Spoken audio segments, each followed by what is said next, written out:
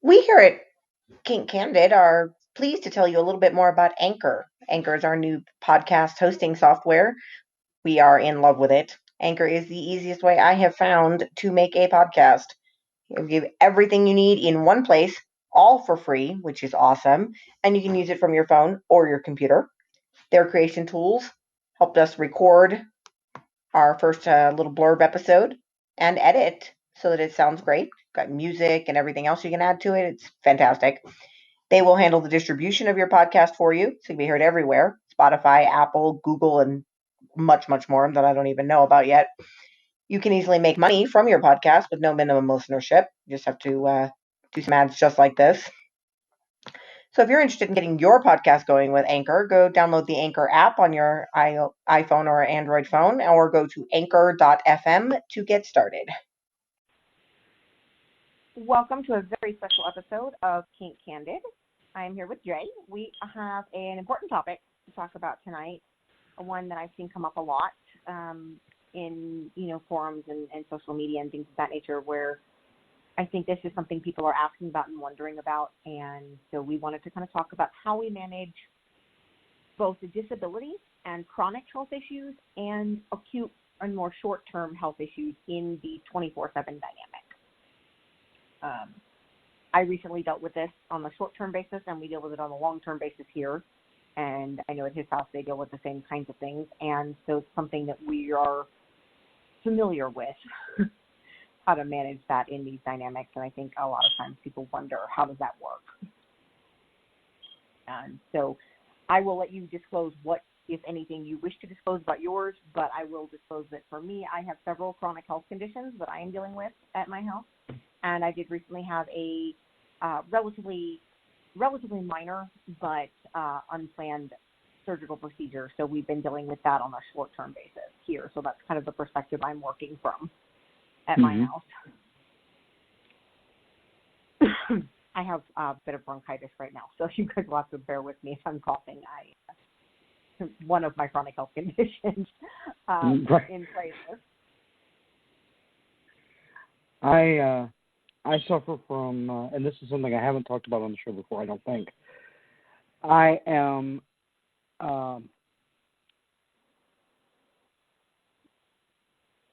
permanently disabled. I have cerebral palsy.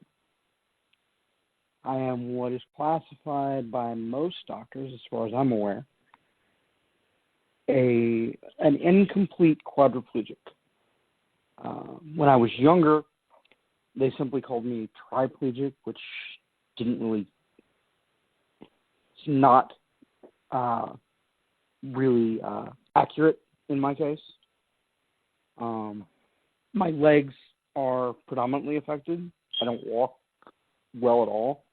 I don't walk at all anymore without assistance of some kind or other. But my hands are also affected in that I have fine motor limitations. Never hand me change; it'll end up on the floor. You're quite aware of this. We've dealt with this before. Yeah, that's never hand me anything that needs. No, never hand me anything and expect me to hold on to it in a flat palm. That just doesn't happen. So that, as you can imagine, that affects the way that we live and the way that we play quite significantly. And we're gonna go into that in this episode. That's part of what this is about. We at my house, it affects us on a couple of different levels. We deal with certain things that are long term. There are certain things that just don't happen really at my house because of some of the chronic health issues. I'm an asthmatic, among other things, so we don't engage in a lot of things like breath play very much because it's problematic when you already have trouble breathing. So those sorts of things sort of factor in. There are some days, and it varies. That's the thing with chronic health conditions, is that some days I can do this thing or that thing, and other days that is not a thing. So one of the things that I know at our house that really factors in is the fact that it forces even an extra level of communication. Is this something you can do today? Yeah. That's a question that's often asked at my house too.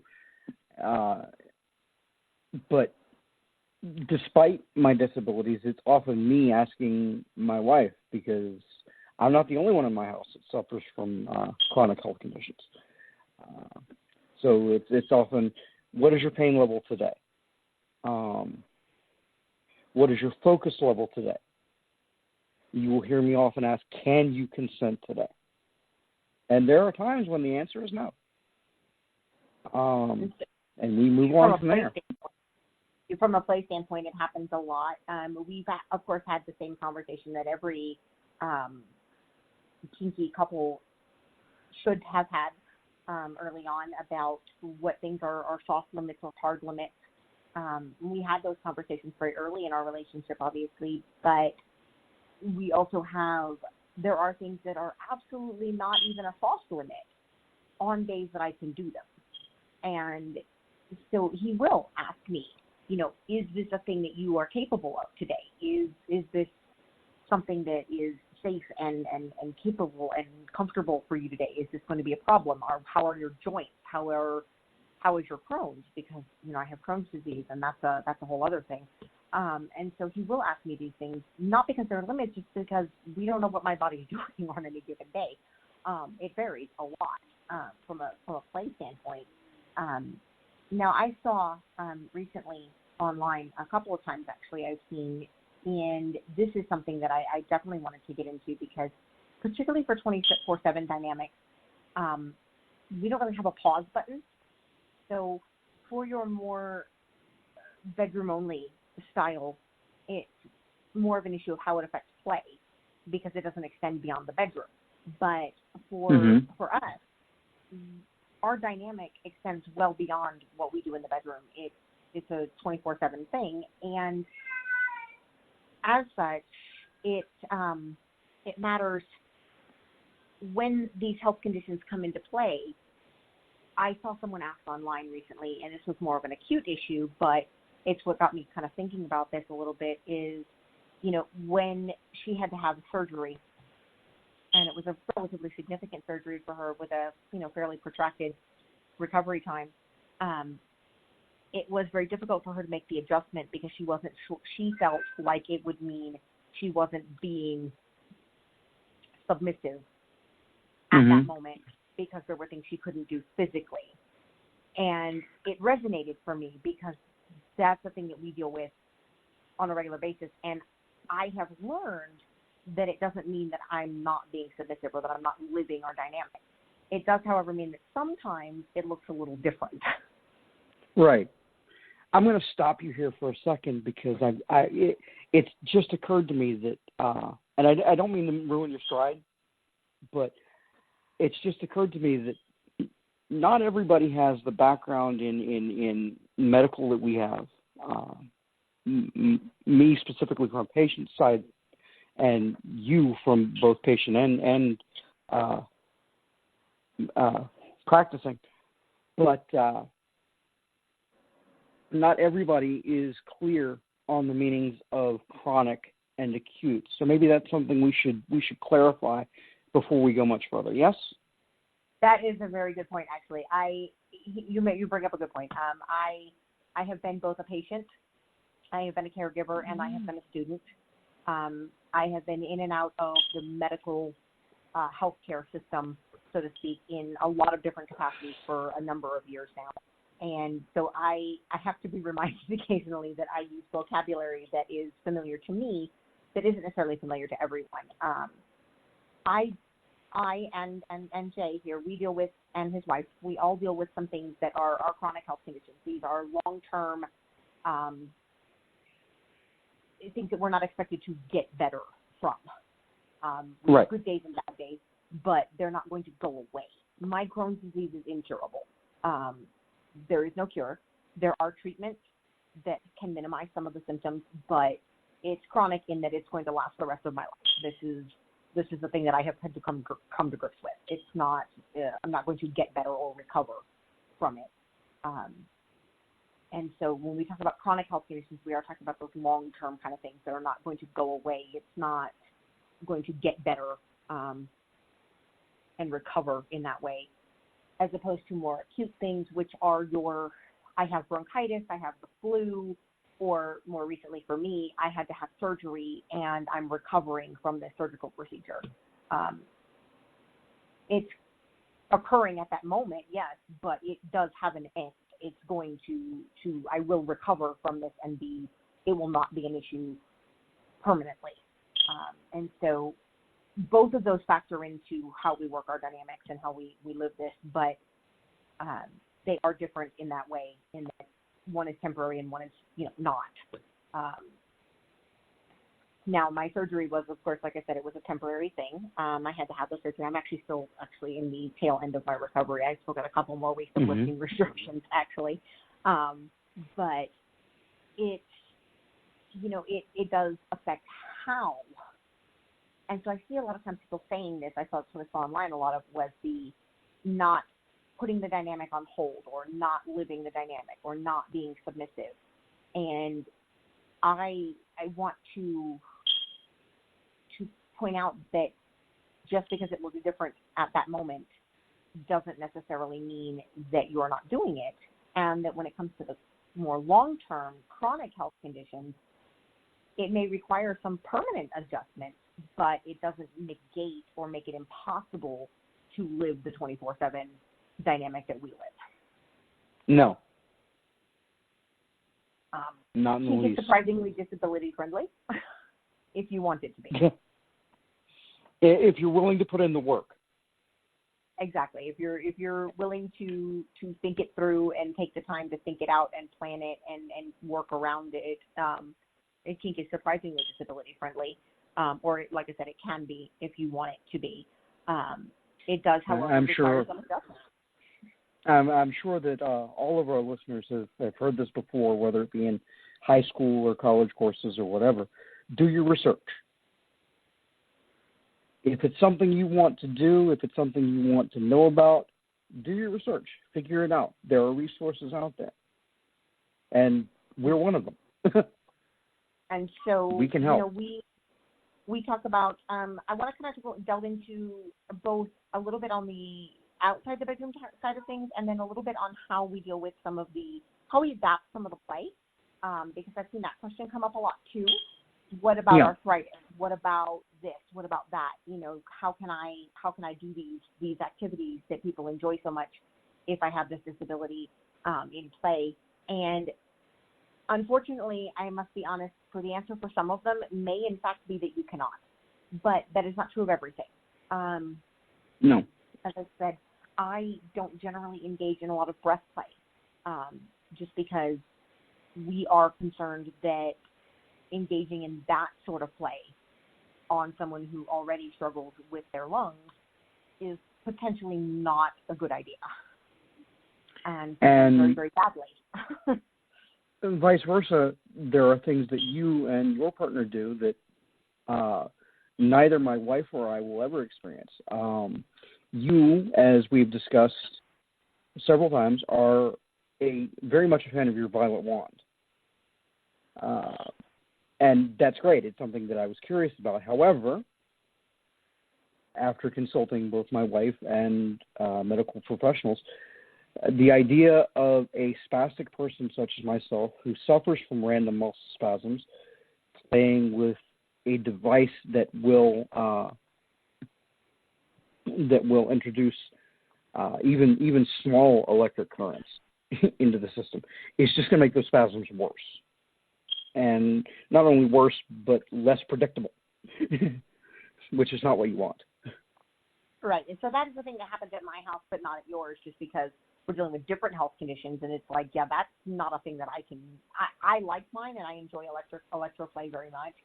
But in your situation, there's risks there that make it an incompatible form of play. It's not safe. Not in my case. We do rope sometimes at my house. but the rope requires some adjustments. Rope play requires some adjustments. Some of the more in the realm of what do they call it, predicament bondage, that sort of thing, which requires very specific.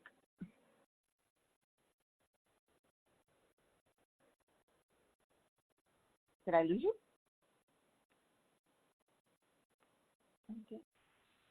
Okay, minor technical difficulty.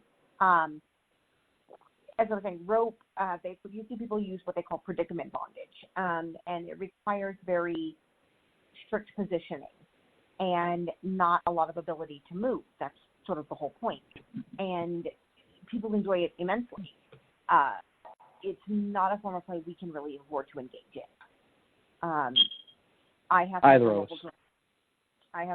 joints and arthritis, and that sort of bondage would potentially result in significant dislocations of various joints and things of that nature. So we can do rope, but it has to be done with some adaptations. Yeah. I would recommend to most people in these situations, if you have, concerns about whether something is safe, talk to other people who've done it for longer. That's always a good idea. And definitely talk with your doctor. If you're not comfortable with your doctor, maybe find a different one if you can. But talk to someone with some medical knowledge about your specific condition, because I can only tell you what works at my house, but that doesn't necessarily apply to everyone because every health condition is a little bit different. And so I want to make the point that it can be done. In most cases, there are some things that maybe can't be done, and even the things that can, they often can be done with some adaptations, but it's a matter of knowing exactly what you're dealing with and how to work around your own needs. Can I present an example here? Oh, yeah, go for it. I enjoy, and my wife enjoys, flogging. We have several floggers that we use, or used to, I should say. We don't use the ones that we have anymore because, one, not only do I suffer from random muscle spasms, which can occasionally cause me to drop the thing, and some of the handles are rather heavy and unwieldy, and if they hit wrong, you're causing bruises where you didn't intend to. But I also suffer from arthritis, which makes it harder to grip standard handles like that. The hilt of a flogger, designed traditionally, is not something that's accessible to me anymore. Instead, what I am purchasing here soon is, let me look it up real quick so I make sure I get the name exactly right. And I should have done this ahead of time, and I apologize. But it comes from a company called Flog Me Baby. And they're the only ones I've seen that make these. But they are leather floggers, nice, heavy leather floggers with a knot on the end that fits in the palm of your hand instead of your traditional hilt-style longer handle. And they have a specific name for them, and if I can just find it, I will give it to you. Where is the thing? All the way at the bottom of the list, most likely. Almost certainly, yes, because oh yeah, because it's always the last place you look. There we go. This is called. Yes, cute little name for them. A knob knocker. That I'm sure is their proprietary name for them. But yeah, it literally has a knot of leather that sits in the palm of your hand. You curl your fingers around it, and it's not going anywhere. Not only that, I'm actually but looking at the website for them right now, and yeah, that's actually really very interesting because it does make that a little bit more accessible. yeah, there's another style that I'm working on building for myself. And this, I don't know that there is a name for it. It's just entirely different because it's a thing that came out of my head. Take a pair of leather fingerless gloves from like Walmart or whatever that you use for weightlifting or any number of things. And usually these come with several holes in the finger segments. Thread leather thong through those holes and knot it properly, and you've got a flogger that goes anywhere your hand can go. That's very clever, actually, and significantly useful. I would, that's actually really cool. It's a problem that we have, though less so here, but my husband has, due to the way his hands are and the fact that we both work in jobs that require us to spend a lot of time on keyboards. So we're dealing with some carpal tunnel issues and things of that nature here. So we're very conscious of the appearance. Whenever we look at toys, when we look at paddles or floggers or what have you online, I often do the searching because I am, and this is another episode we're going to cover, my role as his sort of assistant, so to speak. So I often do a lot of the research here at our house, but whenever I find things that I think are interesting or what have you, I will send them to him, not only to approve of or disapprove of, but also because I need to know, is this a handle that you can work with? Because the wrong style of handle is going to be very uncomfortable for him, and it needs to be something he can comfortably hold in order to be able to use it. We have a writing crop that we like that has a nice, the way the handle is designed on it, he's rather fond of. It was frankly one of our cheaper toys, but he really likes the way that it holds. So, it's not always about price.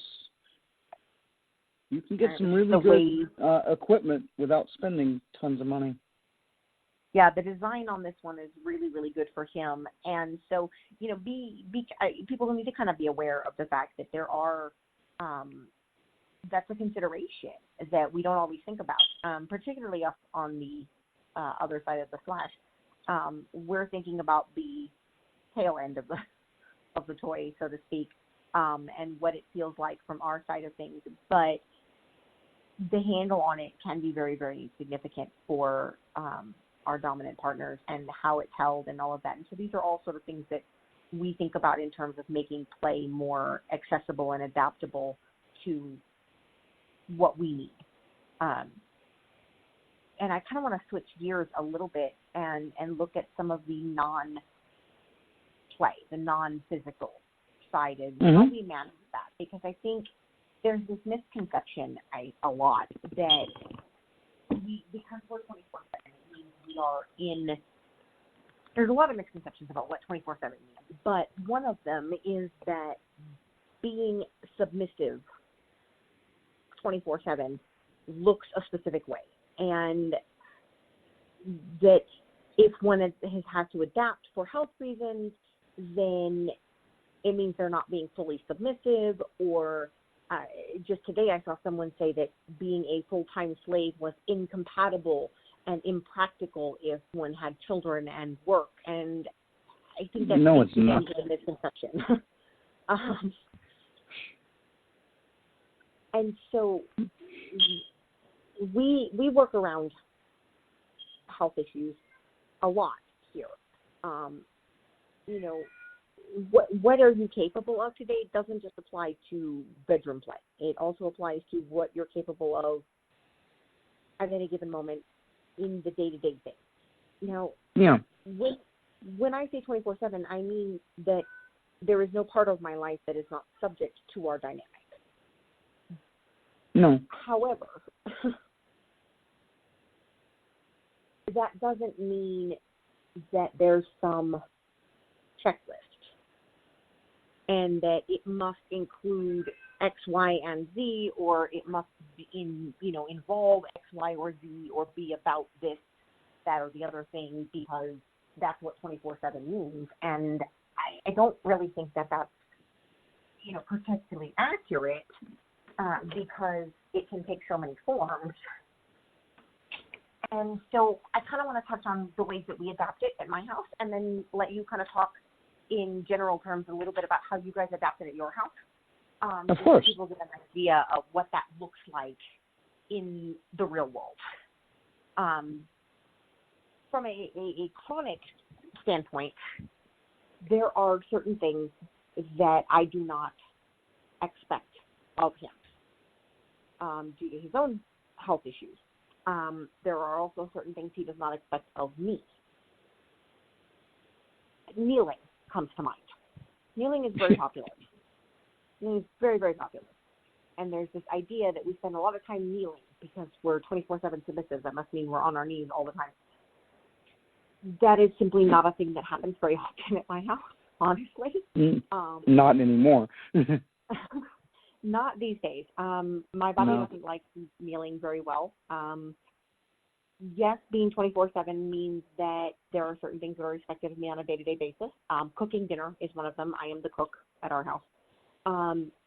But, when I was on days when I am really sick, because my disease is very active today, cooking dinner might mean, you know what, I'm going to Walmart and we're all having soup tonight.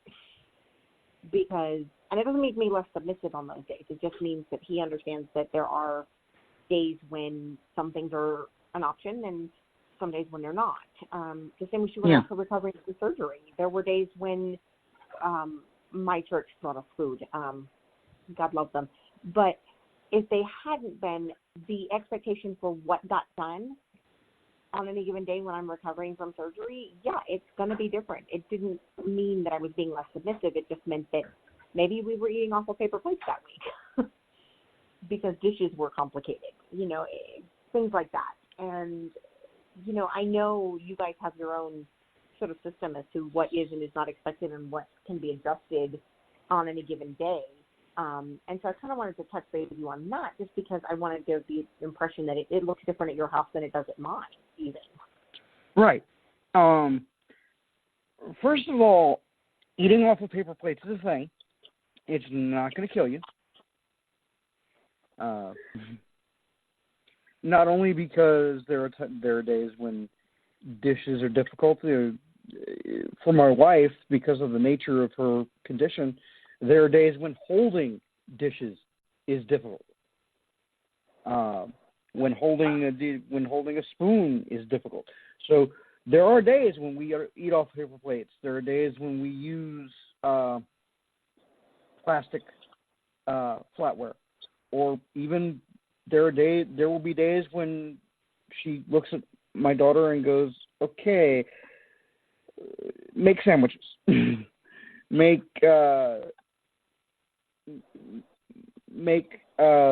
let's see, tacos are an easy one because she doesn't actually have to deal with silverware. Just pick it up and eat it. Make finger food, whatever."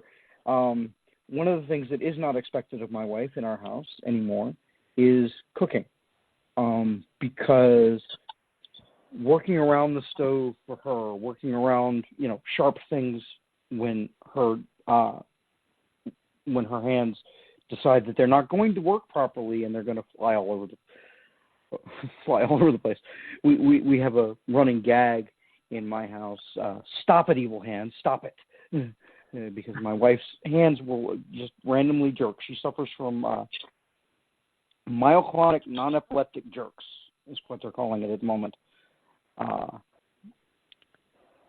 Or myoclonic tremors, sometimes I've heard also. And it means that her hands often just fly off on their own and do their own thing. My daughter will look at her and she will point menacingly at my wife and go, "Stop it, evil hands, stop it." On days like this, we do not hand my wife a knife.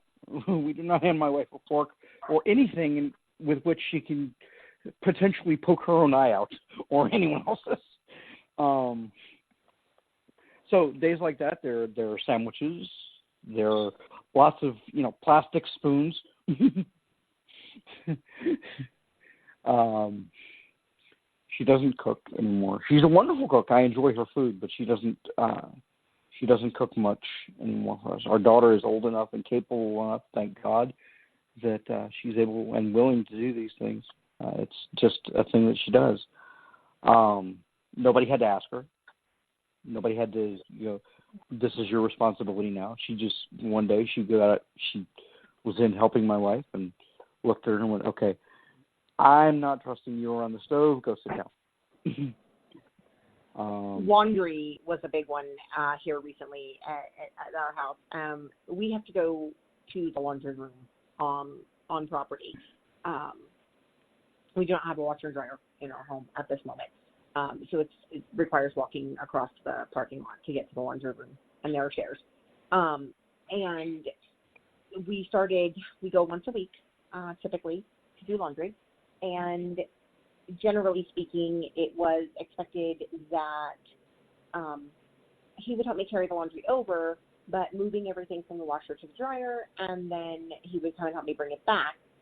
And this is sort of how we did it, because we have two big tubs that we take over when we do laundry, because it's about 4 loads a week for all 4 of us at my house. But right now I'm on lifting restrictions, which means he's lifting more, and we've enlisted the teenager, and he's doing different things, because right now I'm not supposed to lift anything over 15 pounds, because mine's still healing from being punctured surgically.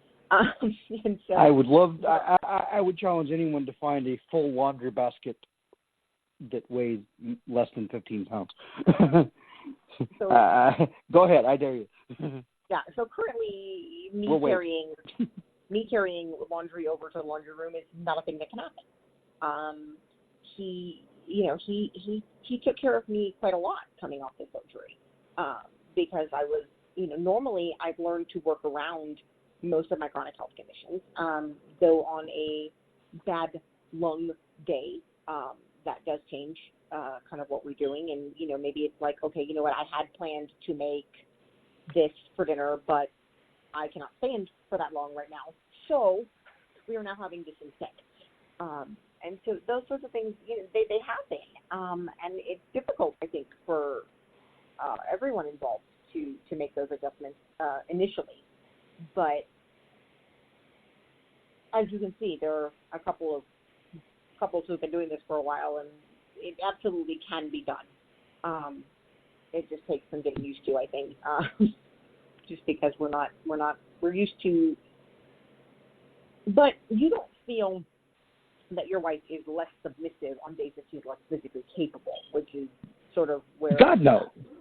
I think there's a difference.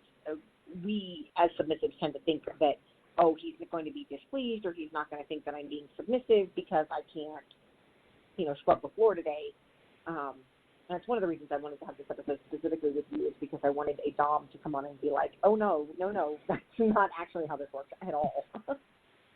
No, and let me be frank with you and our listeners. I am displeased when things like that happen, but I'm not displeased with her. I'm displeased with the situation. I get displeased and frustrated with the fact that because this or that thing happened, or because my body or her body isn't behaving in the way that it should, the things that I expect to be done aren't being done. But it's not anger or frustration with her.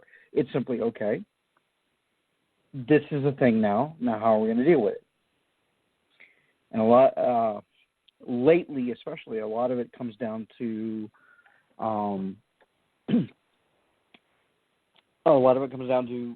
is our daughter home? Is this something we're capable and comfortable with asking her to do?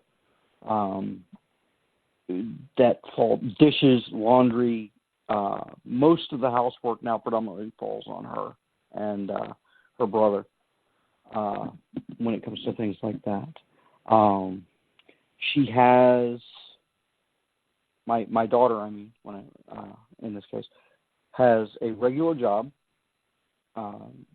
She babysits once a week overnight for our neighbor who works nights and then has to get up on Monday morning and take his kids to school. He's a single parent, and it's just not feasible for him to get up and get them dressed and get them to school and still manage to actually sleep and be safe behind the wheel. So what he does is he will come over to our house and pick her up and take her to his place, and he goes to work, and she takes care of cooking and cleaning and the bathing and the getting them to bed on Sunday night. She then goes to sleep on the sofa or wherever it is she sleeps. I don't know. I haven't been there. And then wakes up on Monday morning. He sleeps while she gets the kids up and dressed and fed. She will then wake him up, get him in, wake him up. He takes a quick shower, drives the whole lot of them to school, and then drives her home, goes home himself, and goes back to bed so that he can work again that night. There have been nights when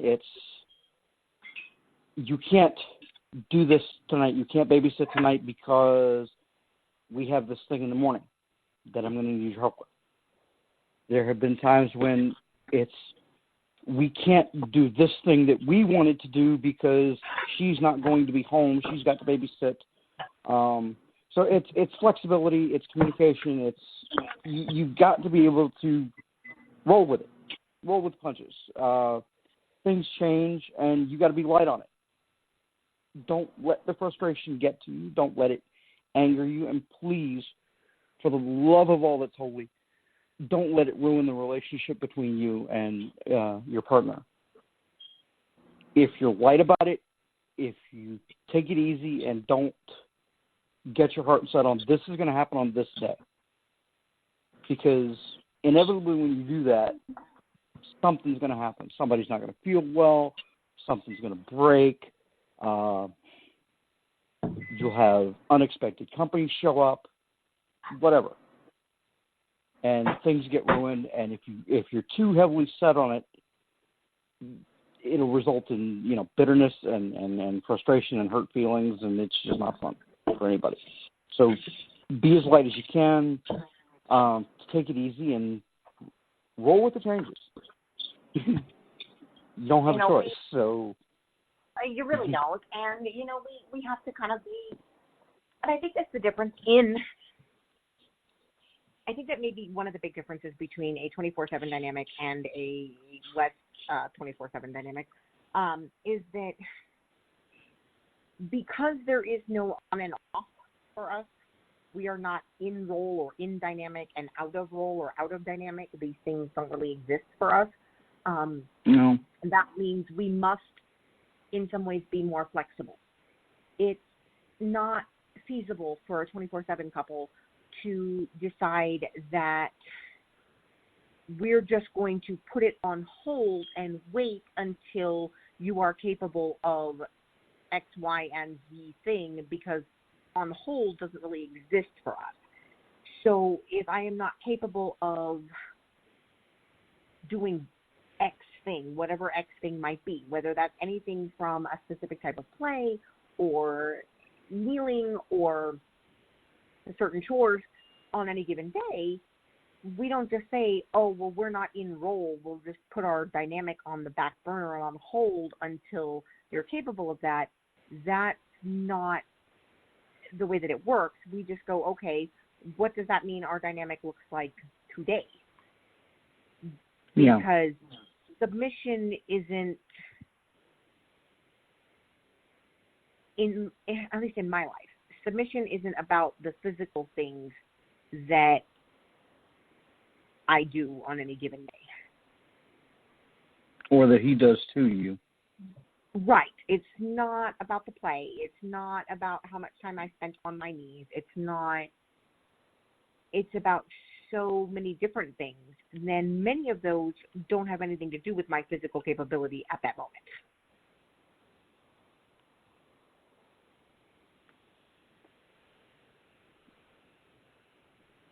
Being submissive to him means putting his needs first, thinking about what will make him happy, and then figuring out what I can do. Mhm. Okay, these 5 things will make him happy. Okay, well those 2 are not I'm not physically capable of. So let's consider the other 3 and go from there. I think that's the name of the day when it comes to health and disability and the lifestyle. It's about flexibility more than anything else. And going, well, okay, that's not going to happen today. Let's try this other thing. And then we go from there. Do you have any final thoughts before I wrap us up?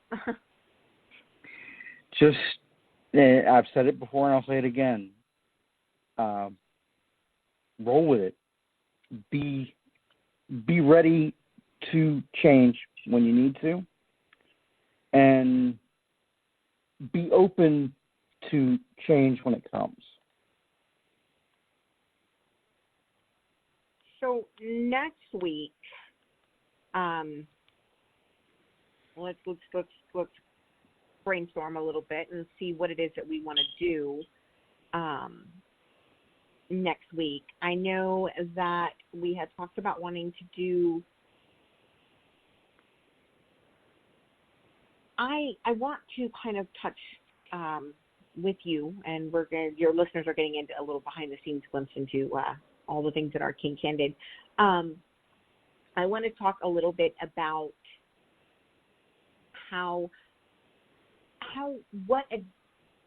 the misconceptions, what day-to-day looks like at our house, as opposed to what people's perception of what life might look like at our house is. Right. The difference between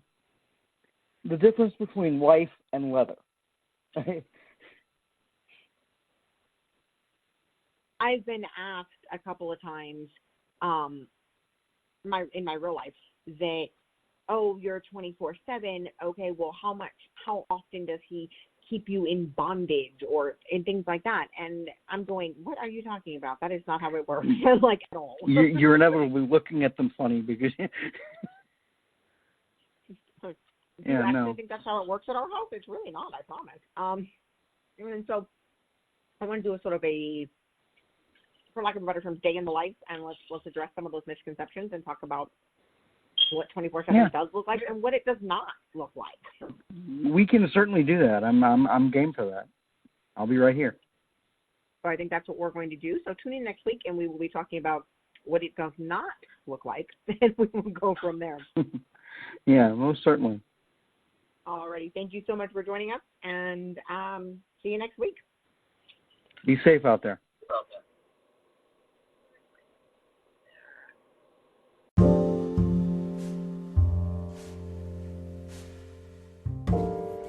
After your fun kinky activities, we used to talk about going and having a cigarette. How about you switch to vaping? Vaping is so much safer and better for you. And for all of your vaping needs, I highly recommend Vapin' Robbies. VapinRobbies.com. We're also Vapin' Robbies over on Facebook. Pure, unadulterated vape joy in the form of custom artisanal vape juices in any combination you can possibly think of. Check it out and let us know Kink Candid sent you.